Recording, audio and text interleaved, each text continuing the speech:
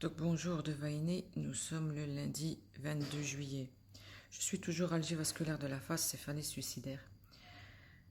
Je continue de partager ce quotidien qui est le mien avec, on peut appeler ça des émotions, des périodes qui sont différentes par rapport à d'autres. J'ai pour ma part, comme je l'ai déjà dit, l'oxygène pour m'aider. Le reste, je suis réfractaire ou pharmacorésistante. Beaucoup de traitements m'ont emmené où je suis aujourd'hui, voire 13 à 14 crises par jour. J'ai eu des effets rebonds, beaucoup d'effets secondaires. Ceci explique cela. Je partage un quotidien qui est, comme je dis, propre au mien. Je répète, désolé. Pourquoi? Pour montrer que chaque jour est compliqué, pour partager que chaque chose peut avoir une ampleur, un rendez-vous, une conversation, se concentrer pour telle ou telle chose. Comme je l'ai dit, il y a bien longtemps que je ne peux plus faire à manger, parce que ou je brûle tout, ou ça prend feu, littéralement dans le sens propre du terme. Donc on s'adapte comme on peut. Là, heureusement, c'est l'été, donc on va manger du frais. C'est de par ces partages que je montre différentes émotions. La colère, quand on est incompris, ça c'est tous les jours.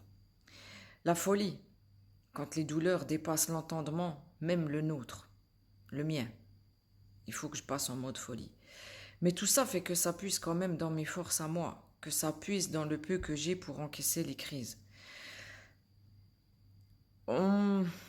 Je ne sais pas comment expliquer les choses pour arriver à faire entendre, parce que c'est compliqué de faire entendre une telle pathologie et ce qu'elle peut nous faire endurer. Oui, on est debout, oui, on s'accroche, oui, on lâche rien. Mais c'est fatigant, c'est usant. Parce que dans tout ça, il faut encore quand même s'expliquer. Il faut quand même expliquer pourquoi on est comme ça. Pourquoi elle nous rend comme ça. Pourquoi on a des sauts d'humeur ou pourquoi on va pleurer, on va rire, on va... Après, c'est propre à chacun de gérer ses émotions par rapport à la souffrance qu'elle nous fait endurer. Pourquoi c'est si compliqué?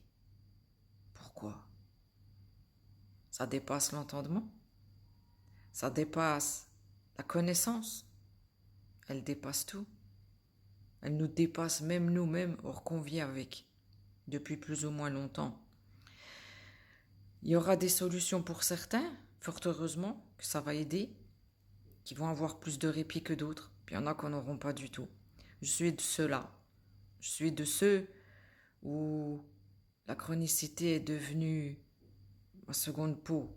Je suis de ceux où les douleurs m'habitent jusqu'à 18 heures par jour. Je suis de ceux où je me demande même moi des fois comment je suis encore debout. Je suis de ceux où on s'accroche et on lâche pas. Même ceux qui ont du répit, ils lâchent pas. On se met des objectifs plus ou moins importants dans la journée. On se met des objectifs à long terme, plus ou moins importants. Mais on sait qu'ils vont nous démonter. On sait qu'on va prendre cher. On sait que le temps ne va pas aider. On sait que la pression atmosphérique ne va pas aider. On sait que la chaleur ne va pas aider. Bref, on sait que rien ne va aider. Mais on s'accroche. On s'accroche. Pourquoi, pour qui, on n'en sait rien. Mais on s'accroche. C'est ce qui fait tout notre honneur. S'accrocher face à elle. Ne rien lâcher. Rester debout, quoi qu'il en soit.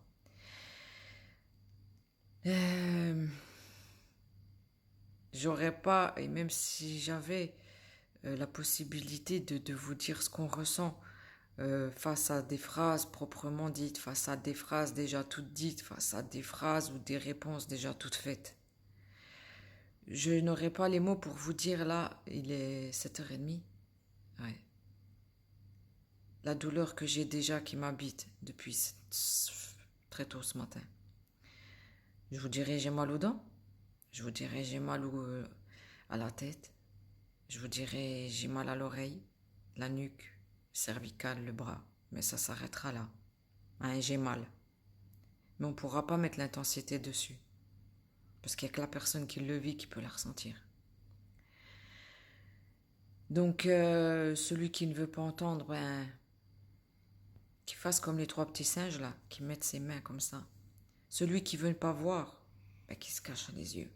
Et celui qui ne sait surtout pas parler, eh ben, qu'il fasse comme ça. Donc voilà, c'est un enfer propre à nous les AVF. Rendre visible l'invisible. Un petit bout de mon enfer dans un monde presque parfait.